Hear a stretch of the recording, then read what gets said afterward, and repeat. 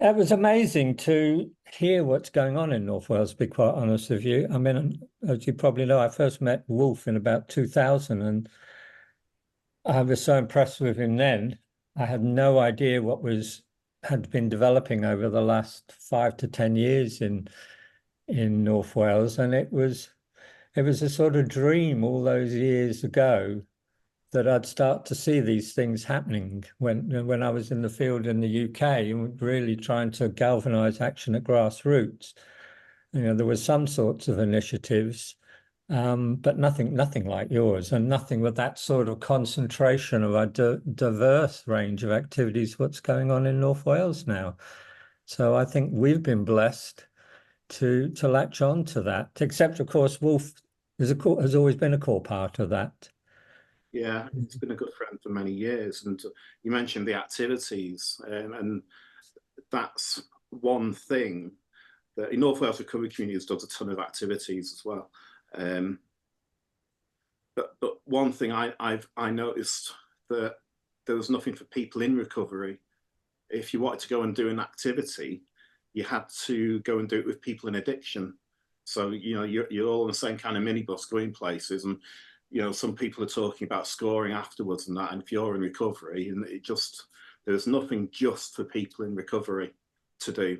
And the kind, and when I did see recovery, what people were calling recovery groups by the services around towns, they had people in high vis tops going around parks picking up needles. Oh, I mean, I was thinking they've worked so hard to get clean. They've come through, they've come back, they found their return ticket from hell, and don't ask to go and pick needles up in a park. They can, we can do more than that. We're worth so much more than that. Give us more responsibilities, and we can do more. And it broke my heart when I saw it, and then plastered them all over Facebook, and it was like, that's just awful. yeah. So but all those kind of things. I'm not. I don't think for a minute that the heart wasn't in a good place. Whoever came up with that, Mm. involving people in the community, but it just felt so wrong. It Mm. just felt, just didn't. It just felt like, um, we can do so much more for people in recovery. Yeah, I always remember a paper in the early days of being in the field. It was a paper in America where they did a qualitative research with 100 people who were 100 people who were heroin addicts, who then didn't have treatment but found recovery. Right. It's very interesting. Hardly anyone I knew, and no one I knew had ever read this paper, but it's mainstream. And one of the key things, and this was confirmed by McKegney's research in Scotland as well, with people who had been in treatment, one of the key things for recovery was to be accepted by so-called normal society as normal. Yeah. And so you're going around with a high vis. That's just going to increase the stigma, isn't it? No, it was just so sad. It just felt Yeah. so misguided. And I was going, God, these people have been through a world of addiction. Why are you keeping them there by making them pick needles up? Yeah. Why can't, and, we set Eternal up as to show people the flip side of life, the other side of the coin, how life could be, how life is, when you Yeah. recover. That it really is up to you, the kind of life you want. You're not, if I had to sum up, the huge kind of term of recovery and everything that means, if I had to kind of condense that down into one word, it would be freedom. Kind of Mm.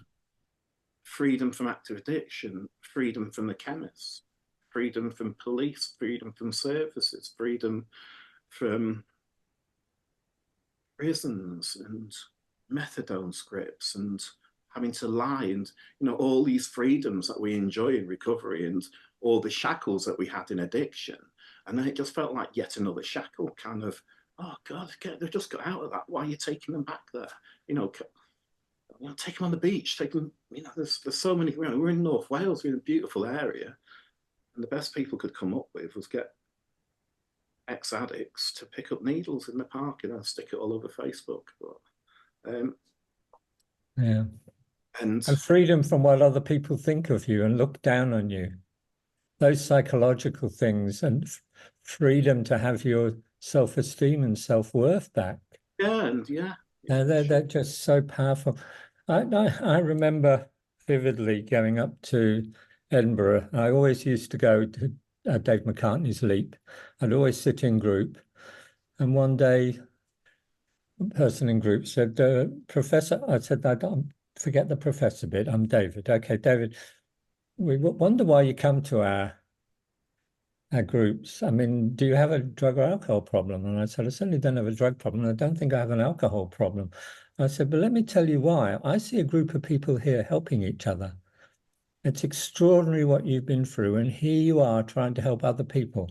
Let me be quite honest with you and tell you that it's much more interesting being with you than a bunch of snotty academics. They love that. But it was true.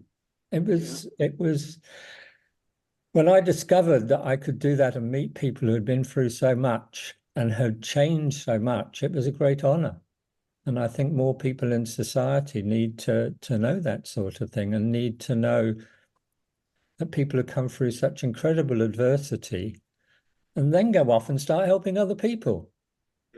I just think that that's one of the things that's driven me over the years.